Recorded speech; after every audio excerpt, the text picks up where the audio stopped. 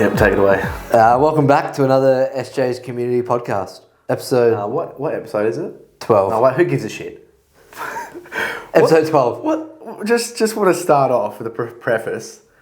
What the fuck happened to Subway? It used to be so good. The juggernaut of healthy fast food. The juggernaut. It used to be reliable. You know what you're getting. Yeah. Consistent. Affordable. Not a mortgage Yeah. to, fork out for a sub. For a foot-long sub. Bruz, I used to eat Subway every day. You did? Every day. Monday to Friday at least. And then you'd imagine on Saturday, Sunday. And I can only imagine how much money I put through Subway as a franchise. Not that the whole thing, Subway would be earning all the money because they're franchisees, so people own each individual one. But just saying. You pretty much should have been paid dividends. Yeah. Is that how it works? Well, the thing is, Subway only pays specific people. So they paid that pedo. Oh, was he? Which pedo? I don't know if he was a pedo or he had AIDS, but the guy that lost heaps of weight, I'm pretty sure he had AIDS.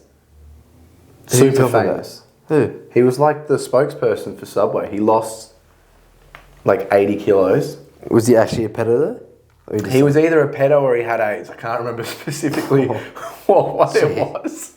But it was one of them. And then when people found out he had AIDS, I can't remember what one it was. So don't take this information with a grain of salt. Yeah. But it's definitely gone down the hill in terms of you never really think, let's get Subway. No one gets Subway anymore. No one. It used to be such a thing like, what do we want to eat? I can't be bothered making food, but I want something healthy. Subway. I haven't been to Subway for like a year. Last time I went was at the start of the footy season this year. Because my dad loves getting Subway before an Eagles game. And went there and it was $18 for a foot-long sub. And I was like... because I hadn't been there in ages, I was like, $18. So that's a lot of money. What was in it? For a sandwich. What was the meat? Chicken fillet or chicken something.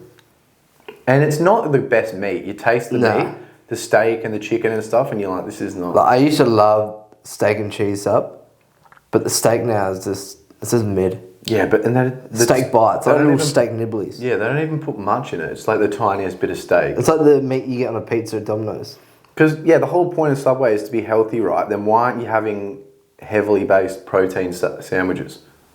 The tuna would be good. Yeah, because they slap that stuff on. I don't know what it is, but they slap it on. It doesn't look like good tuna though, does it? Because it's like tuna mince. Well, what do you mean? It's like sloppy. That's what it looks like. Sloppy tuna mince. It's not like chunks. Yeah. It's like chicken mince. It looks like chicken mince. And chicken mince doesn't look good, I'll tell you that. Yeah, it doesn't look good, but it can taste good depending on how you prepare it. But I just thought that was interesting. I thought about it because usually Zambreros or Guzman is the go-to now. Yeah. If I want fast food. Zambreros or Guzman, so both good with each other, I reckon. Nah. I know you're a bit biased. That's such a shit call, I reckon. It is they're both not great. What? That's what What are my you talking about? What? They're both not great. Guzman. Yeah, I wouldn't say it's great. What the? Yeah, but you probably haven't had proper Guzman. I have. From Warnbro? Been to the Warnbro, Perth. Nah, if you went to Perth, you would have gotten good. Northbridge. I used to go there on my lunches, cuz. Yeah, and it would have been fucking wicked, man. They were good. Our most prized listener, Corey, was telling me about how some of them are franchisees and then others are like just establishments owned by people. I don't know how to explain it, but Warnbro, for instance, is one that's owned by Guzman, so there's not enough love and care put in. And then when you go to Northbridge, you've got Spanish people, South American people serving you. But it's not like you don't walk away like, oh man, this is so good. The last time I had it, I walked away literally like that. It was so good. Okay, I'll get it this week. In Northbridge. Well, are you going to be in Northbridge? No. No, don't get it from Warnbro. Don't get it from Warnbro. Okay, where then? In Northbridge. Northbridge, you'd have to. On Friday, I'm actually got to see my accountant in Canning Vale area. So if there's one around there that you can recommend, I'll stop in and I'll do a video review. I'll have to talk to Corey, but I'll touch base with that. But speaking of fast food, just want to talk about the decline of affordable meals. Yeah, it's definitely It's definitely going to decline. Like, for example, you just mentioned Subway footlong sub. It's $18 now. Yeah. I remember it was $12. Yeah, like... It was $12. I remember Guzman, when I first went to Guzman about 10 years ago, it was $10 for a burrito. It's $15.50 now. In 10 years, it's gone up over 50%. Inflation. That's inflation for you. But in terms of, cheap takeaway, one that, I wouldn't know if you call it a takeaway, but a banh mi, that is generally quite reliable for around $10. Yeah, and you're not punching too far past that $10 mark. Or $12.50, and you walk away happy. Yeah. And generally, the cheaper they are, they're like loaded with meat. Yeah. Like that one in Shoalwater or Kiribati. It's because the Vietnamese are just so giving. They're just such giving people, you know. It's no skin off their back giving you extra meat. Yeah, if you're talking about a takeaway that is a reasonable price, a banh mi is what I think of straight away. Because you get that with white people, and that's what I tie back the Guzman thing to. It's like, white people are so stingy with their food. Like, how much are you paying for a burger? If you go to a burger, like takeaway burger joint, that's at least $16.50 for sure for like a cheeseburger. Yeah, at least. Yeah, which no is chips, no drink. Yeah, which is fine if it's packed. But what I'm saying is like, for example, the Vietnamese they'll thumb pack the shit out of your banh mi for $10. Yeah, there'll be so much pork. You'll go to like, I don't know, Subway or even individually owned white person food stores, and they'll just be like, oh, do you want chicken with that? And just put a pinch of chicken in there. Like, what are you trying to save money or something? Like, I've come here to try get the protein. Why are you depriving me of the protein? Legit. Give a little. No. It's like they don't want customers coming back. Whereas banh mi places, that shoulder place is packed. Yeah, deservingly. And that's what it needs to be like. This is the problem. It needs to be like, you provide good quality service, you get customers in return that are reoccurring customers. We should do SJ's Eats and provide feedback on the best takeaway that's the most affordable for your buck, you know what I mean? What, in Rocco or in the whole of Perth metropolitan area? Yeah, we can do Perth. We can start out at Rocco. Yeah. And then just keep expanding. Do you have any time in your schedule for that, or? Yeah, I think I can fit it in. What are you doing this weekend? SJ's on Saturday morning. Oh yeah. Watch the Derby. What day is that, Saturday or Sunday? I hope Sunday. I think it's Sunday. That'll be a good game. Yeah, it should be a close one.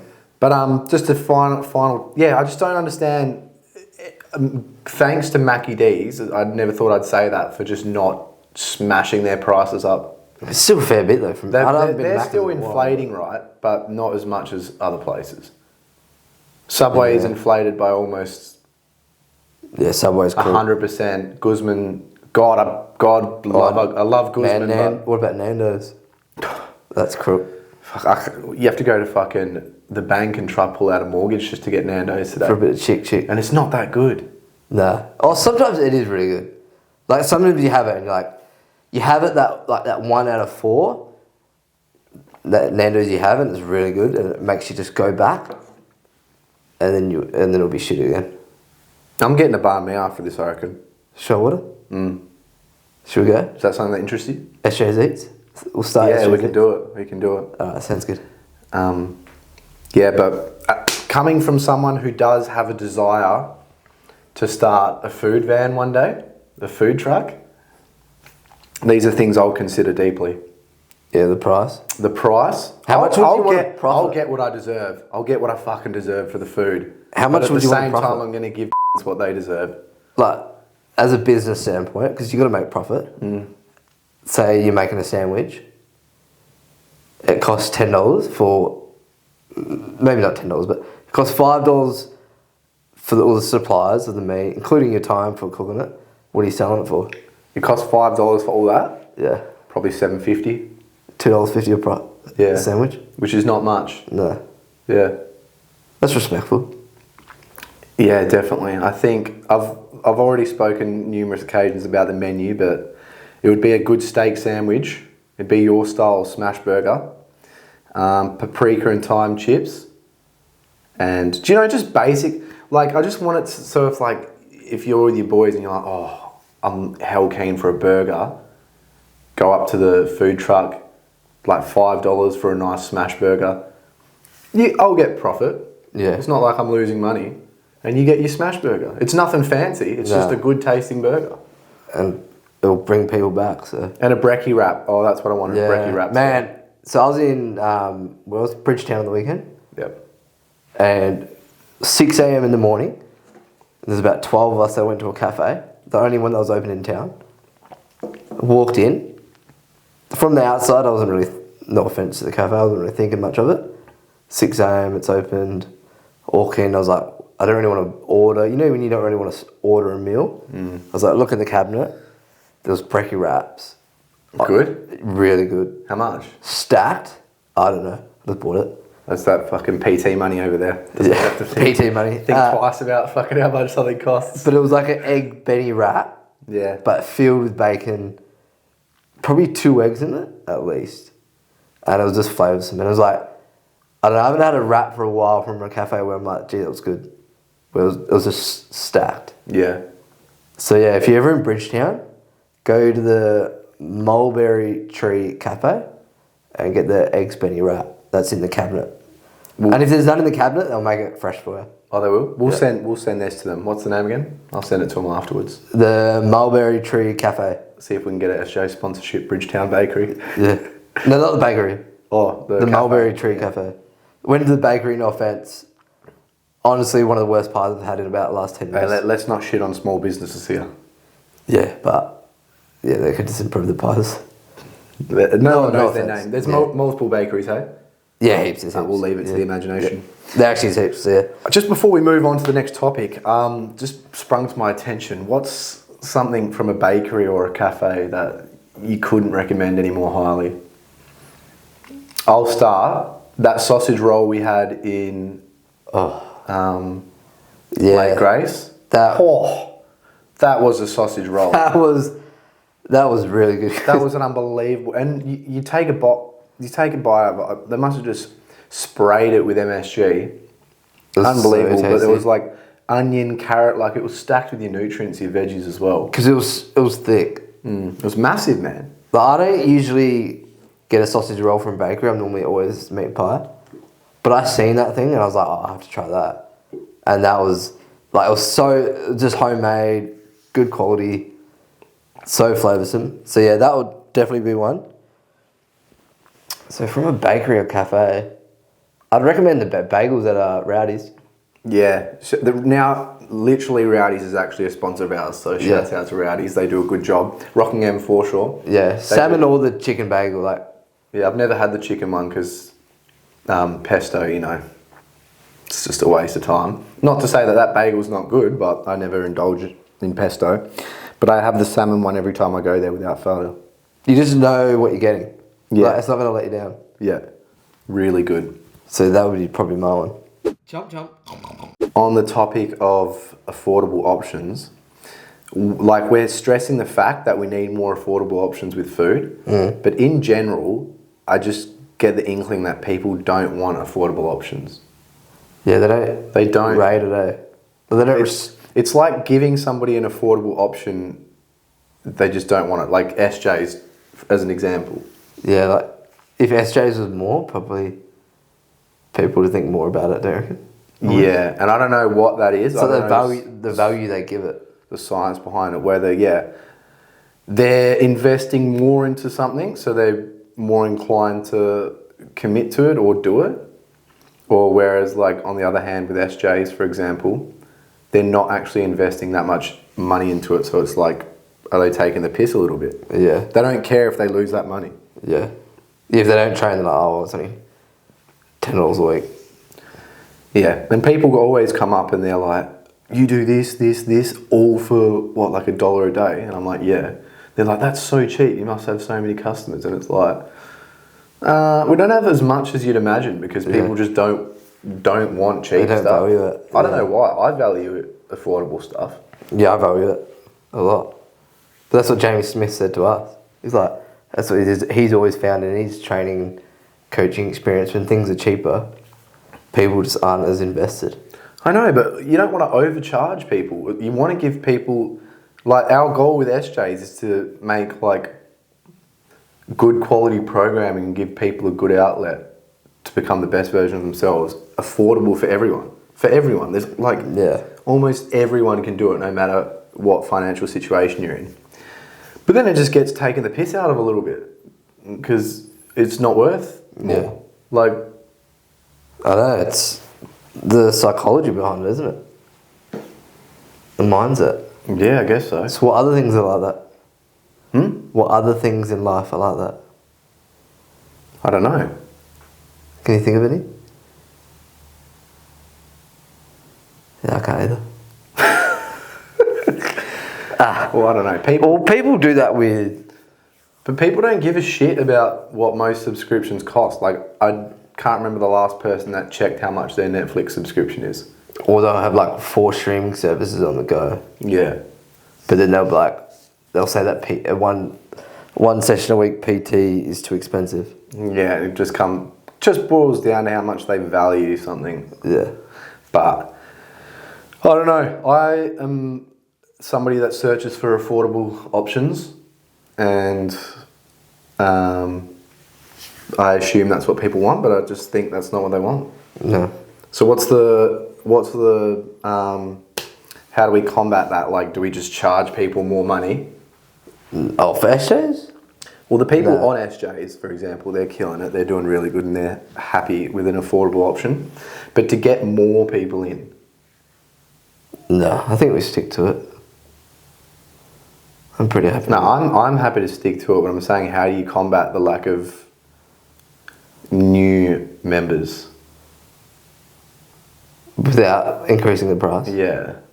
For them to value the service enough to commit to it and invest in it. Once people try it though, they're committed and they get a taste of that and how good it actually is. Especially how cheap it is. Like, people would be paying... How much do you reckon people would be paying for what they get out of SJs? There's people charging like $150 a week online. And they're probably doing the same. And it's basically the same, like 90% the same. A little bit more individual.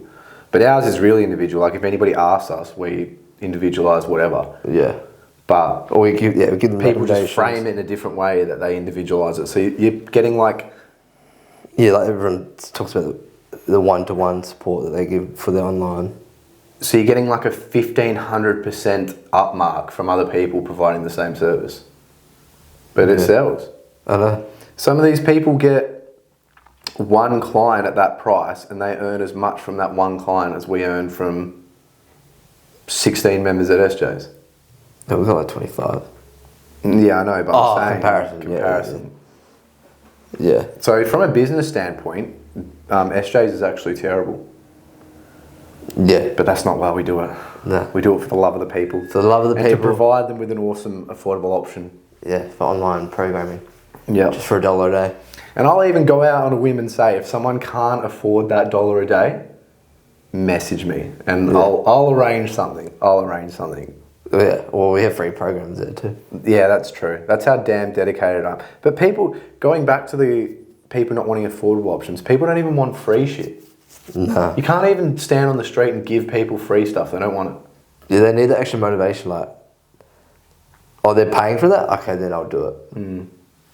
Strange, but it's like people for example, on their weekends, like, we live near the beach and on a nice summer's day, you can do so much for free, whereas people, for them to do something, they need to pay for this thing. Like, whether it's going to the pub and spending $200 on piss, or going out for a day, or going to the movies, etc. People just don't like doing free shit. That's another thing. I love drinking piss in the park. You love it. I love it. Especially when you're travelling. Dude, like... Yeah, but that's a European. If we're going to have like 4 beers, the exact same ones either in a can at the park or sitting at a pub table, why would you get the ones from the pub? It's gonna cost you like 4 times the amount. See, I'm not as big on the park. I prefer the beach. Yeah, well, whatever, any public space. But I think that's a European, yeah, because Europeans and English people love drinking at a park. Yeah. Like, it's a thing. Maybe, yeah. They do. They really do. But I just don't get it because it's not even necessarily about the drinking. It's about socialising with your friends. Like go sit at a park or at the beach and do it. That's a genuine thing where people, whether it's drinking or not, just like paying to do something. Yeah. It's like, okay, let's do something. Let's go play a round of golf, or go for a walk. It's like, no, that's boring. Let's pay for something. You know what I mean? Yeah, I agree with you. I don't understand why, the human psychology behind it, but I don't know. Something to ponder for sure. It's the way the cookie crumbles. It's literally the way the cookie crumbles. Yeah. Especially, you get it a lot when you're travelling with people. Oh, so much. You know when you're travelling with people and they're like, let's just go get 12 pints here, and it's like, can't we just go for a fucking hike and maybe have a beer afterwards and watch the sunset? Or, people... Live a little, cuz. Or it's just like when people don't want to do their own, like, I don't know, they've got a day of travel and they want to see these things where they could easily just do it on their own. They might have to spend an extra hour doing some research on how to do them things, but they'll pay $100 just to do a tour. Yep. Not to discredit tour guides or anything, because they're the best at their job to a T. They'll provide the best service, but I'm the same. I always opt to do it usually on my own, or I do like a free walking tour and then I pay them. Yeah, give them a tip. Oh yeah, man, I went to Europe for those 2 long stints. The first time, for like the most expensive month I travelled, I probably spent like 1/10 of the amount of money I spent in the most expensive month I travelled the second time. Yeah. Just because of the people I was with and what you were doing and that. Yeah. That was a trap. I shouldn't have got caught in that, but yeah, it's a hard part, isn't it? Yeah. I reckon travelling with people, you get a good understanding of like kind of what they're like and what they appreciate and what they value. 100%. You quickly learn like who you like to travel with and like who you like. When you travel with people, they crumble under pressure. Shout out Dan Boss. We quickly learned that when we went traveling together in America and Mexico. We both agreed to each other that we would never travel one-on-one. We probably will one day. But it depends what you like. It depends where you go and why you go. You know, yeah, like both went to a. We said it in a respectful way to each other. Like Dan wanted to chill and just do his own thing by the pool and by the beach, whereas I wanted to see a bit more, and that's where we're different. And this is a clear example of that when you travel with some people where people clash. This pod is powered by SJ's Community, where lifting, laughing, and living better all collide. Check out our 7-day free trial via the show notes or in our Instagram. I'm calling it now. Our favourite segment. Over-unders? Over-unders. Oh! Shout out Alex Connor. I want it now, nice and early. Shout out Alex Connor. Alright, it was up, but it just went down. Just got a bit of dial-up internet here at SJ's Community podcast studio. Alright, over-unders. Exercise. Dumbbell pullovers. They're underrated because no one does them. Yeah. But in general, for a while there, they did get popular. I swear, like they got popular on the internet. But how many people in the gym? No, I did see it, like because it got popular on the internet, and I started seeing it in the gym a lot more. Yeah. See, I've barely seen people do it in the gym, and that's why I'm saying it's underrated. But in general, I think it's probably a little bit overrated. You see a lot of people do like the straight arm lat pull down, which is similar-ish when you're working on the back muscles, but I'd say the cable version is a lot better. Yeah, but the pullover, you get a little bit more of some other intrinsic muscles and stuff involved. But I don't do it. Do you know what though? Funnily enough, I've been thinking about doing it recently. Yeah, okay. Yeah. So underrated? Yeah, well it has to be underrated because no one rates it. Yeah, true. Sport, MMA. Underrated as shit. Like just the athletic ability you need to perform, especially today. Today you can't really just get away with being a super barbaric scrapper. Back in the day you could. Yeah. What, like Brock Lesnar and that? No, he's even good at fighting. Maybe just at the very start you'd get some like maniacs that are just hell violent dudes that are good at fighting, but now you have to have all the athletic capabilities to go with it. You got to be super smart. These are elite. Like, people still think of it as like a barbaric thing, but in reality, these are elite athletes. Yeah. Very smart dudes as well. You're basically playing a game of chess, but a violent one where you're getting punched and strangled. It is. It's intense, isn't it? Yeah, definitely. It's exhausting, man. Like I got no history, and I did it for about 2 minutes. I did it for about 2 months. By doing, I meant I was doing it like once or twice a week at scrappy MMA. Hell fun, but afterwards I'd always walk away like exhausted. Yeah. And that was only really the grappling part. And it was just like, it just cooked me. Like, when just driving home, it was like, holy shit. I honestly think it's something that like all kids should do. Yeah. Yeah. Alright, and the last one, random, saying no to things. Oh, overrated. Overrated? Yeah, I'm going to go on a whim, say overrated. Because you're someone that always says yes to things, I'd say. Most of the time. No, recently I've been exercising my right to say no to stuff quite a lot, actually. Yeah.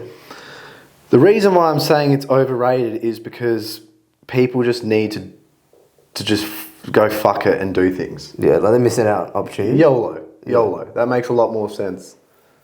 I was talking to a good friend of mine in the gym last night that I see very rarely, and he's been travelling heaps, and he was like, yeah, YOLO. And I was like, yeah, fucking YOLO is literally makes sense now. It used to be like a hell cringe term. YOLO, you only live once. Yeah, as we're getting older, eh? People saying no, it's like time flashes before your eyes. Sooner or later, you'll be dead, and are you gonna fucking regret doing that stuff? Yeah. I can understand saying the power of saying no, like if your mates want to go out and get on the piss. I love saying no to that now because I'm just like, no, why would I want that? You don't really get enjoyment. The return on investment is, I mean, I enjoyed it at the time, but then it ruins the next day. Oh, shocking. It's kind of like meaningless fun sometimes as well, but also the art of saying no when you've got work to do and your mate's like, oh, let's go to the beach or something, and you're like, no, I got work. Yeah. And they get like a little bit salty, but it's like, I got work, I've got to say no, otherwise I won't progress in my career. Especially us.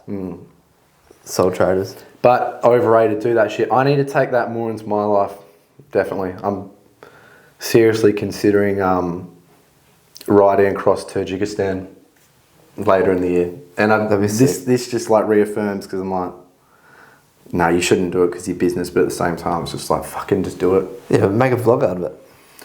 I know, but it's still that's where I'm weighing up the, it's still 4 weeks of my life, and I've got 2 businesses to run, so it's like, not that easy. You can do online. Yeah, but even that's not that easy. No, that's not. The carryover and stuff. But yeah, it would be hard, but if I want to do it, I can make it happen. 100%. Yeah. That's done. Over-unders. Beautiful segment. That was one of the best ones you've provided. Yeah, I thought that was a good one going into it. All right, here's a topic you wanted to talk about.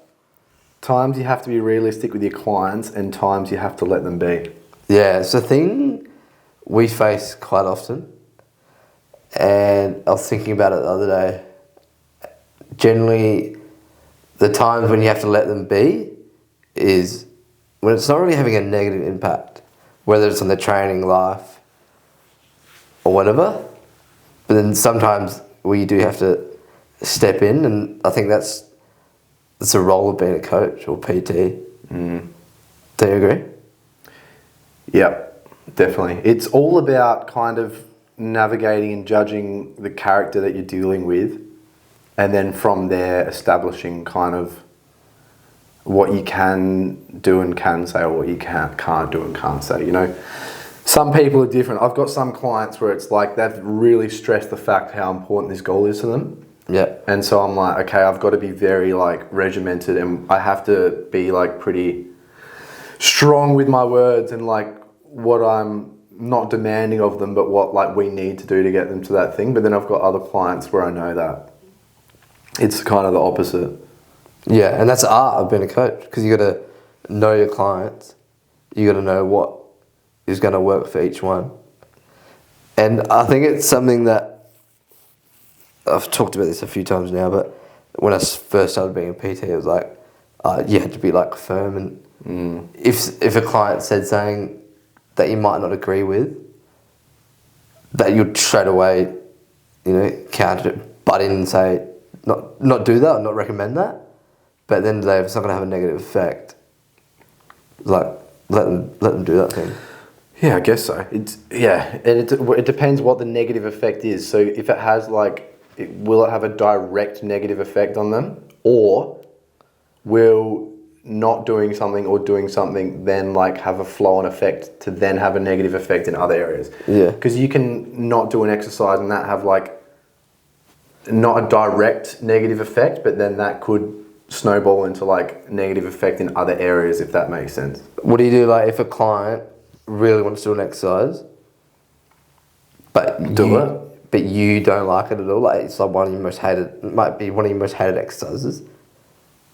Are you willing to do it over another exercise, or would you try? It depends on the context, but on a whim, I would probably do it. I would just try to figure out a way to make it as productive as possible. Would you get rid of, say if it's a squat movement, and you really want to do a certain squat? Well, this is a completely good example. Corey does not like doing compound movements, a hack squat or a trap bar or anything like that. He really likes isolated movements, and he's like, oh no, I don't want to do it. And I'm like, it's got a lot of bang for your buck, brother. We should really do it. But today he was like, oh, I don't really want to do it. And I'm like, you know what? I'll go and have a think about it and see what I can do. So in that instance, I wouldn't. I'm probably not going to make him do it unless he actually is like, no, I don't actually mind. Yeah. Yeah. So what are you gonna do then? Well, I'm thinking about just spamming isolation because he really likes upper body movement. So I'm thinking about between his upper bodies, just spamming leg curls, leg extensions, stuff like that. Yeah. And it's avoiding the hack squats. But then I'm thinking my main thought was I want his hips and his glutes to get really strong, and he can't really isolate that unless I get him to do hip thrust, which he'll hate way more than a trap bar. Yeah. So it's how am I going to get his hips really strong? Yeah. Yeah, that's a tough one. So that's something I've got to think about. Yeah, I think one of the biggest roles as being a coach. And that's why this is something when we were talking the other day about how much you price your services, people are like, oh, $60 for 45 minutes. It's we train together for 45 minutes, but I'll spend an hour and a half on Tuesday thinking, how the fuck are we going to navigate this situation, keep both parties happy, and continue to get you working as productive as possible. Yeah. Yeah, or thinking about it. A program's or online's $30 a week. Oh, that's a bit pricey. It's it takes me 3 hours sometimes to do your programming throughout the whole week, because I keep coming up with different ideas or keep coming up with different things I want to kind of implement. You'll say, oh, I want to change this. So it ends up being a little bit more. Yeah. And then we just price, our pricing is so cheap, it's not even funny. No, legit. Well, a chiro that we kind of know down in Mandurah got feedback that he was charging too much because apparently all he does is stand there watching his client exercise, but the clients don't realise, a lot of clients do, but some clients, when they think that we're too expensive, the behind the scenes work that we do of programming, filming exercise tutorials, just thinking about shit, that's a lot of time. Yeah. You're not just there for the 45 minutes to an hour watching them. It's a lot of the behind the scenes. Yeah. Plus, I don't want anybody to get underpaid in general. I don't want anyone to get underpaid if someone provides me a service.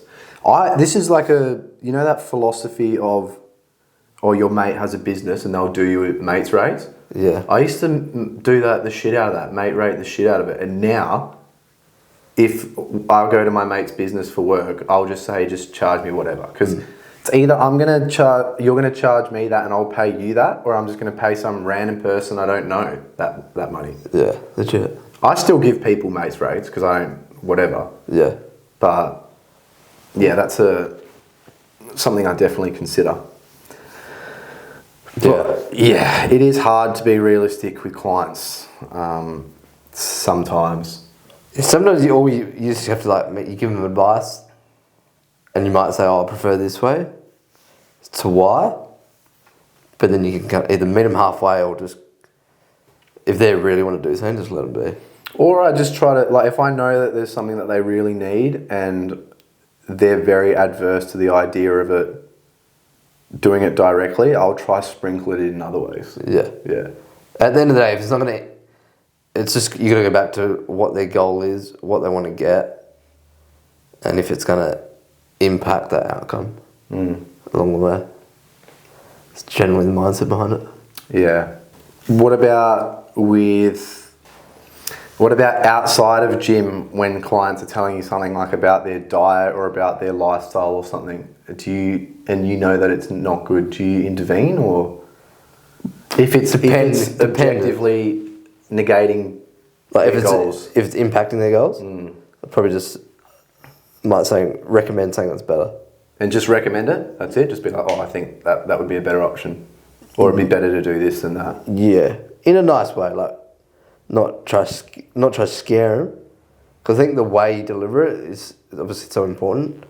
Because if you just act like a dick and say, no, that's dumb, do this, they're not going to take it well. But what if they're hell set in stone with, say, a diet or something? I'd probably let them do it and then give some recommendations gently into what I would do. But if something's working for them, I'd let them be. But if it's not working for them? If it's starting to not work, then that's when I would provide advice. Yeah. But if they love something, they're like, no, I do this, and it's working for me, I'm like, yeah, great, leave it. But if I'm starting to see where the training's falling off, but they're doing everything right in the gym, then that's when you could probably look into it. But if it's working and they're set in stone that this is the best thing to do, I'd probably let them be. Yeah. What about you? I reckon that. What would I don't know. It's hard. It's context dependent. It's all context dependent. But I'll just deliver the same advice over and over again and just really make sure that they understand it, and then they can make their own decision based off it. Because in reality, they're paying me. Yeah. And I'm doing my work in the gym. That can only go so far. And then with their stuff outside the gym, I can just continue to reiterate what I personally believe. And because eventually, if something's not working, they'll probably ask you on that, more about it. If you've always given what you think is the best way, and they've always done it another way, I think that eventually they'll start to ask more and more. You know what I mean? Yeah. No, I know what you mean. Fuck, man, I reckon the best job in the world would be a strength and conditioning consultant. Yeah. A pro sports club sends you their shit and they're like, what do you reckon? And you're just like, I reckon this. And they're like, here's heaps of money. Yeah, that'd be pretty good. Well, how about doing it this way? That'd be sick. All right. Good and bad examples of technology. Yeah, we were talking about this the other day. We were talking about this the other day, but I can't remember anything else saying. Well, good. The bad one is obviously dooming and how bad it affects people's brain and attention span, and also when people want to solve something, they never really think about it. It could be anything. It could be, I don't know, who won the grand final or a simple math equation. And they just chat GBT it. They just want to solve the answer there and then, so they never actually think about it. But then the pros of technology, especially for us as a PT, is the amount of free, good, educational content there is. So much. We've got so much. Back in the day, we would have had to spend countless hours, I don't know, in a library, looking through things, where now we can just go on our laptop. And the best coaches in the world have podcasts, they do free content, they post daily stuff. Yeah, so that is a massive pro. The only con would be you have to sift through and find out who's reliable, what information's reliable, and stuff like that, which can be hard at the beginning, but... And that's also a bad thing with people having so much access to being able to share the information, is that not coaches just members of the public where they're seeking some information, they can just find someone that's probably not spreading the right information, and then they just believe them. But that critical thinking is a very real thing. Everybody's got to use critical thinking and their abilities to do so in real life. Like, there's not much you can do about that.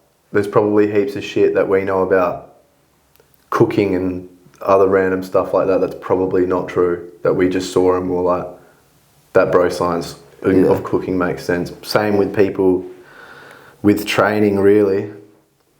But no, it is good, the fact that there's so much readily available information. It's a good and bad thing. Yeah. It is bad because the lack of critical thinking is just ridiculous nowadays. Like, no one thinks at all. They just literally look the answers of shit up. Yeah, like, it could be anything. There'd be so many PTs out there that would just get a client and just go straight to ChatGPT and be like, oh, can you make a program for this or something? Yeah. Seriously. So that's a bad thing. It's ChatGPT, it's an absolute gift and a curse for sure. Yeah. Yeah, because it's so helpful in many ways. But it's so easy to not even think. But there's going to be like a Neuralink chip in, like, I'd say a few decades, and won't be long. The majority of people will jump on that, and then we'll all be half robots, so I don't think it necessarily matters. We're like one of the last generations where we had to really use critical thinking quite a lot growing up.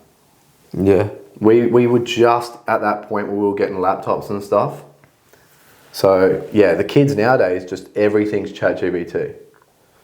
Imagine school. Yeah, which then trends closer to, like, the ideology that the Neuralink's a good idea.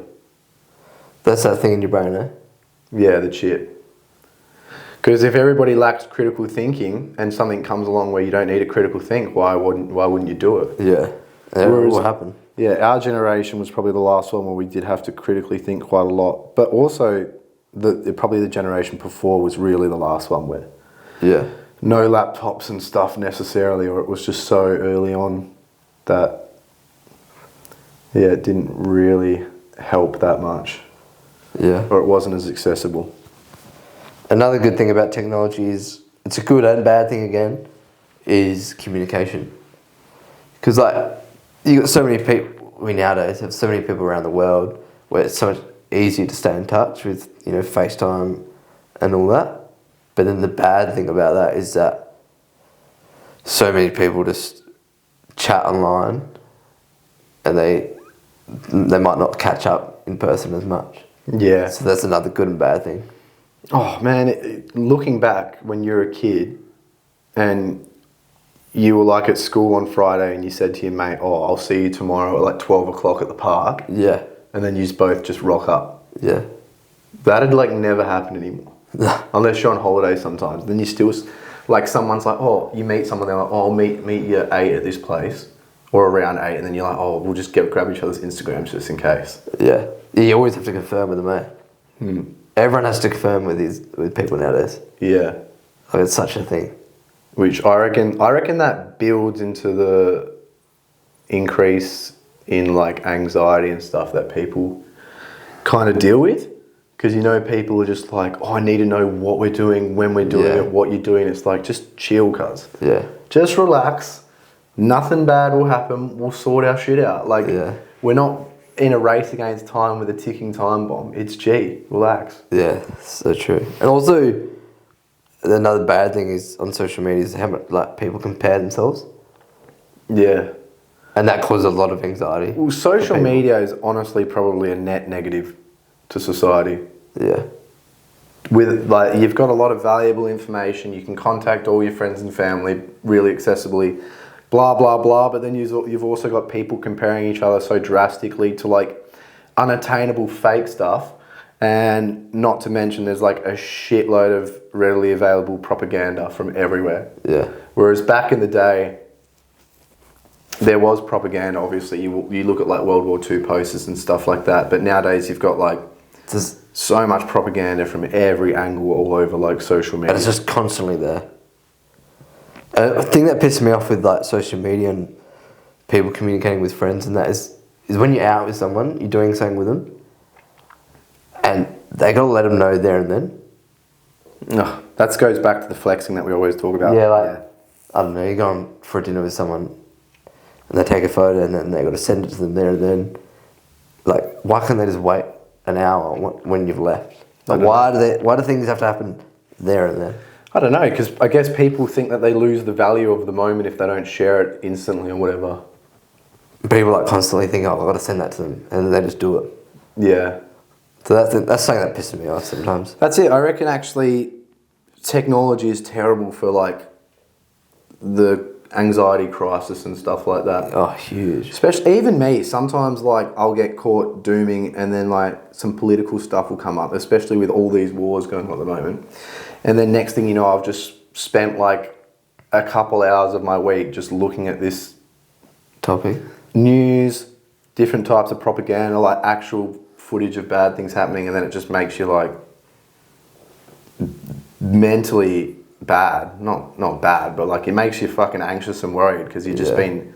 Doesn't leave you in a good... You've just been digesting negative information non-stop for ages. So, yeah, I reckon that's a bad part of it. I was going to say drones are hell bad. Yeah, they're scary as... Like, drones itself is scary. Especially because, like, in war, modern war, like, the amount of videos I've seen of people getting killed by drones.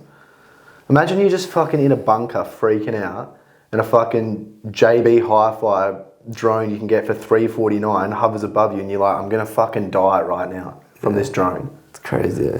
It needs to be outlawed. I don't know if it's illegal because obviously there's laws in war, but... Yeah, but they'll get around it. No, you can't be killing people with drones. That's not okay. It's such a weak way to... It's such a weak, just terrible way to go out. But one positive final note on social media and current technology and stuff is that people higher up in society are not getting away with things that they used to get away with so easily. Yeah, true. Prime example is Jeffrey Epstein. Yeah. Dude, if this happened 50 years ago, this would have been swept under the rug. Nobody would have batted an eyelid. You would have had a few people going like, oh, what happened? This happens now and everyone's like, nah, that's not... He didn't just die and like the camera footage went missing for a minute and this, that and that. Like there's something to do with this. And even like Donald Trump and everything's been heavily questioned about it. That's the good thing about technology nowadays is that there's so much information that people can stick up for themselves. Yeah, so true. But then is a negative that it makes you think about it a lot? Yeah, it's a massive negative because like, you should just try to worry about making sure you're okay in your life as much as possible before taking on any other undue complicated stress. But it is good that people can, you know, question these things and don't have to just accept some... It's like you can't just kill someone now and then just be like, oh yeah, they just died. It's like, no, it's not... Yeah. You can't get away with that. No, you can't. Yeah. Imagine if fucking JFK got killed while there was social media. It would never have just been like, oh, he got killed, that's it. This random guy did it. Yeah. Yeah. Yeah, that's definitely a positive of it. Which is a negative in itself. But a negative. So a lot of these things we're saying is that they have a positive, but then they also have a negative. A good positive, especially in our industry now, is online coaching. Like, that we have access to so many more people that can be coached by us. Mm. And it's a way of earning money. Yeah. That is a positive, but it just makes me sick the amount of like snake salesmen there are. Oh, 100, like that. Yeah, 100%. Like there's so many. Like online coaching is a definite net positive for coaches, for clients, for everyone. It's a net positive, but then you still have scumbags out there just 100% lying, overpriced service, spreading dumb information. Mm. But then like we wouldn't know about David Gray if it wasn't for online. Yeah, definitely. Like that's what we've all our most reliable sources. We're fully educated by like predominantly social media. Realistically, you go onto social media and then you find people and then you go to their information, their resources from there, but you got them from social media. Mm. So true. Like podcasts, you know, people's websites, like videos they do. And it's honestly the best way of learning as well. Yeah. Which is why I reckon universities is like, I don't know, You can't. Back in the day, universities were so good because you had the most acclaimed people teaching you things. Nowadays, there's people on the internet teaching you the exact same things for free, but you just don't get the degree. So I'd like to see. paper. I'd like to see in like 100 years' time how important a university degree is in comparison to right now. Yeah. Because I reckon they're hanging on by a thread there. Unless you're a doctor or something. Like if you're a doctor, which you could still learn a bunch of shit, but you kind of need to go to university to be a doctor. Yeah. Yeah. That's so true. I think, I know this is a bit off topic now, but if in Australia, the university culture was like, you go live in that town, and you live there for 4 years, you live with your fellow students, uni in Australia would be so much better. Everyone, like, it'd be such a good would culture, want to like, go. Yeah, everyone would want to go. like the way it is in America and England, like, yes, they get their paper, but they learn so much in that 4 years Yeah. of just how to live. Whereas here, you don't. You just catch the train and the bus into uni, do your uni, you go home. That's, I think, the bad thing about uni in Australia. Obviously, we can do that. And it's fucking expensive as fuck, man. Yeah, I can go to uni in the EU for nothing, yeah. for majority of courses. crazy. Here, you have to pay like $50,000. Joke. Oh, it's ridiculous, man. And you don't, and like you said, you don't get to stay in places and stuff like that. No, no one does it. Yeah. Only regional students. Yeah, I don't like that. Especially America's even worse. America's so expensive. Like, you stay in places and stuff, you get that experience, but it's really expensive. So expensive. It's like $100,000 sometimes for a degree. Yeah. A quick word from our sponsors, us, SJs. We train, talk shit, and help you move better. You can do the same by checking out our 7-day free trial in the show notes. We can do this one together as a partnership. The 3 worst cues or tips that you hear in the gym now, still in 2023. 2025. Whoops. I'm going to skip past that. The worst? Worst 3? Yeah. Big one would be like you got to feel exhausted, or like feel the burn, or like you shouldn't be able to walk out of here. Yeah. That's one that comes straight to my mind. Yeah, so people still not understanding the fact that you don't need to absolutely destroy yourself to get the benefits of training. Yeah. In fact, it's actually, you get strikingly similar benefits from leaving like a couple reps in reserve to training to failure a lot of the time. Yeah. Instead of doing like 20 sets, just do like 10 hard sets kind of thing. Yeah. I was talking about this with Mitch because he was like, oh, there's evidence suggesting that you need like 13 hard sets, 13 sets a week on a muscle group. Yeah. And I was like, why? Why do you need that much? Yeah, volume's important, but you just got to make sure that you got quality sets. And if you do that close enough to exhaustion, you're fine. It doesn't matter how many sets it is. Yeah. Well, it's like, isn't it 6 to...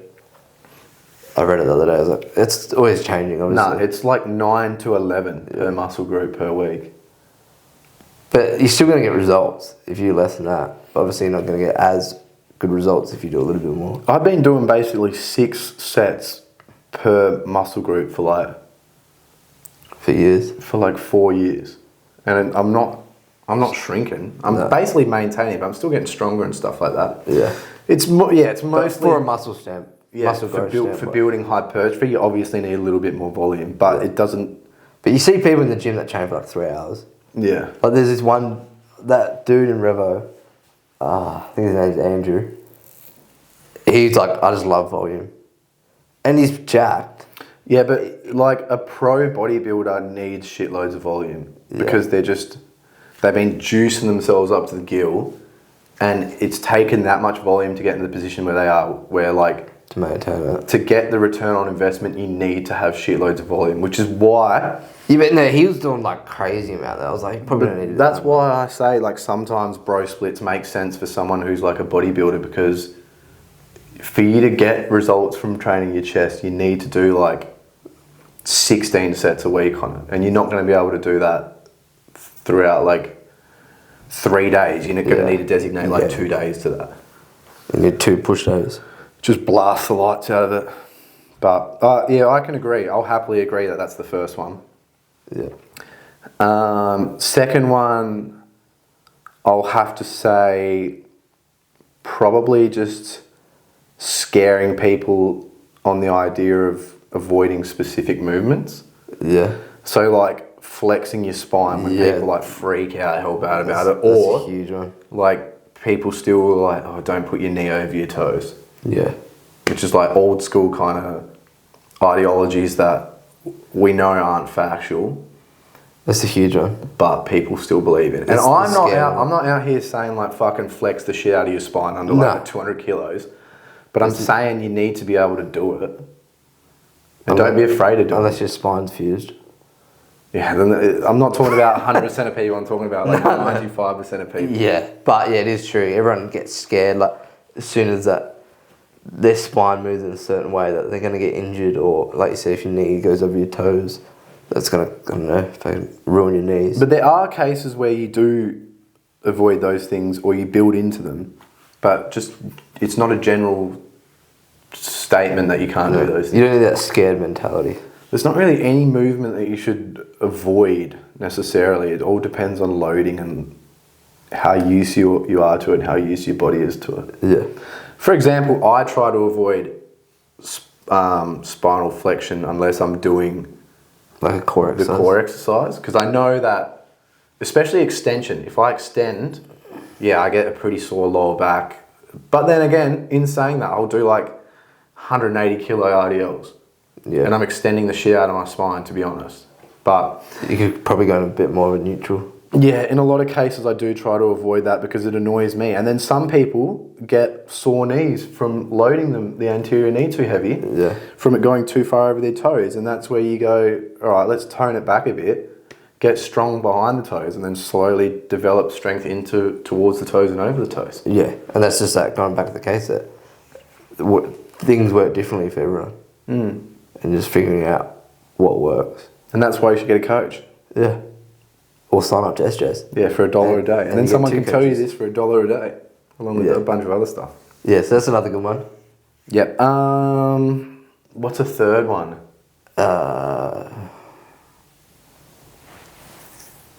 Third one. Trying to think of a third. I didn't even think about this question that much before I put it in there, but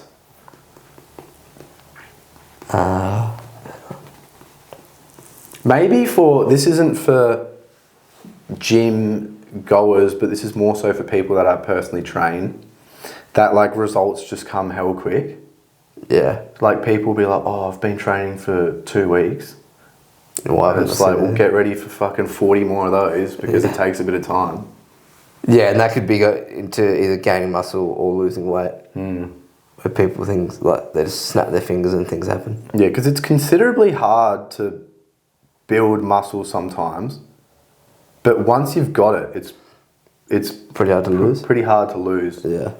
Yeah, but just assuming that you'll build it instantly and like really quick is just. I hate to break it to you, but like look around at everything that.